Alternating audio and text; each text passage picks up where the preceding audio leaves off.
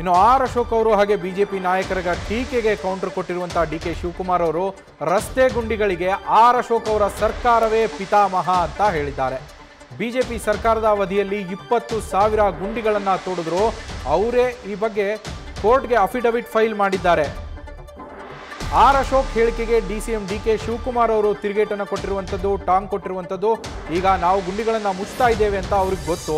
ಅವರ ಕ್ಷೇತ್ರಗಳಿಗೆ ನಾವು ದುಡ್ಡು ಕೊಟ್ಟಿದ್ದೀವಲ್ಲ, ಅದರಲ್ಲಿ ಗುಂಡಿ ಮುಚ್ಚಲಿ, ಗುಂಡಿ ಯಾವಾಗಲೂ ಇದ್ದೇ ಇರ್ತದೆ, ಮುಚ್ತಾನೇ ಇರ್ತೀವಿ. ಆರ್ ಅಶೋಕ್ ಅವರು ನೀಡಿದಂತಹ ಹೇಳಿಕೆಗೆ ಡಿಸಿಎಂ ಡಿಕೆ ಶಿವಕುಮಾರ್ ಅವರು ಕೊಟ್ಟಿರುವಂತಹ ತಿರುಗೇಟಿದು.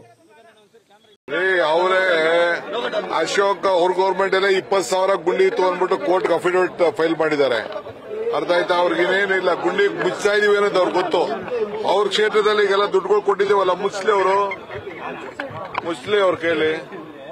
ಗುಂಡಿಗೆ ಯಾರಪ್ಪ ಪಿತಾಮಹ ಅಂದ್ರೆ ಅವ್ರ ಸರ್ಕಾರನೇ. ಗುಂಡಿ ಇದ್ದೇ ಇರ್ತದೆ, ಯಾವಾಗಲೂ ಕೂಡ ಇದ್ದೇ ಇರ್ತದೆ, ನಡೀತಾನೆ ಇದ್ದಾರೆ. ನಾವ್ ಎಷ್ಟು ಮಾಡಬೇಕೋ ಮುಚ್ಚಾ ಇದೀವಿ. ರಸ್ತೆ ಮಾಡ್ಲಿಕ್ಕೆ ಎಷ್ಟು ಕೊಡ್ಬೇಕೋ ಕೊಡ್ತಾ ಇದೀವಿ.